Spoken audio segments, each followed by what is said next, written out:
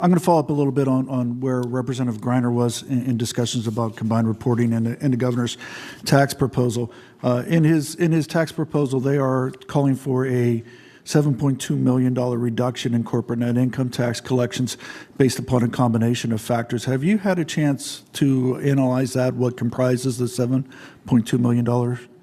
We have not done so, but we will do so and put out a report next month. Okay, very good. So we would expect that next month.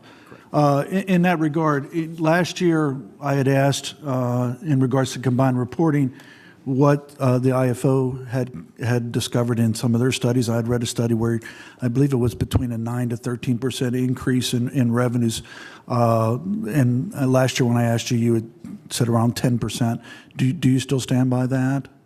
Yeah, we still think roughly, I characterize it as 8 to 12% base expansion, but again, it's very crucial how we treat the NOLs. Do we allow them to be shared? Understood. And our present level is what, about 3.4 billion? That is correct. So roughly a 10% is 340 million, depending upon how you treat the NOL. And I get that. Have you had any, and I know when I had discussions with Secretary Hassel in regards to CNIT, his answer also was a difference between the number you're coming up with and the number he's coming up with, which I believe is over $1 billion right now for this year, was solely based upon the treatment of the NOL. Is that conceivable? A $700 million difference just in the handling of the NOLs? I can't automatically rule it out. We're, I think, more conservative because we're looking at the experience of other states. So we're comfortable with our number.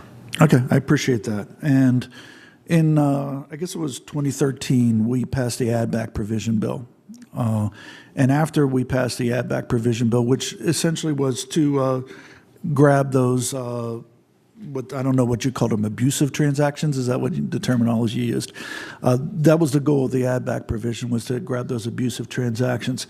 And the following tax year, prior years we had seen economic growth of 2 to 3% in CNIT collections. The following year, we had a 12% growth in CNIT collections. Do you attribute any of that towards the add-back provisions? And if so, are we already grabbing the abusive transactions that combined reporting may grab? We haven't looked at that, but we certainly can for the purpose of our upcoming report and to see if any of that was due to the ad. Yeah, I would appreciate including some type of, a look at maybe, did we capture some of this already with add-back provisions? Shifting gears a little bit to performance-based budgeting. I appreciate all the work you did and Brenda did on this.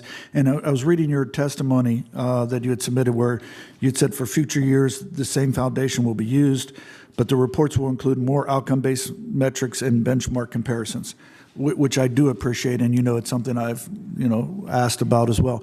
My question is, are we going to, in future years, as we add on more metrics and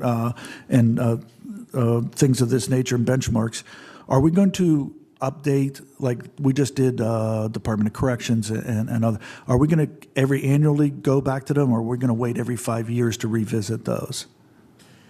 So regarding that aspect, the statute is really wide open. It doesn't define what happens in the intervening years. So we would welcome guidance from the board on how they would like to treat that. Currently, we don't have plans to revisit the measures, but if the board finds it useful, we could certainly consider doing that. Okay. And you just were talking about tax credits, the review of tax credits.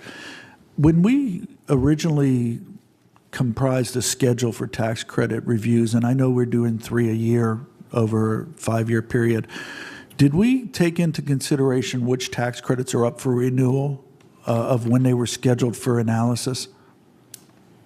We did look at that. The historic preservation, for example, was scheduled to expire. Right. So it's going to sunset, yeah.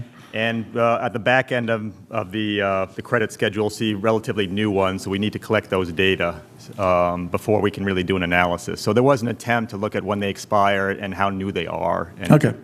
I was just curious because I was asking Dave earlier, and can we change the schedule? So I don't know if we could even change the schedule, but I would hope that we at least, knowing those that are going to sunset, we were looking at.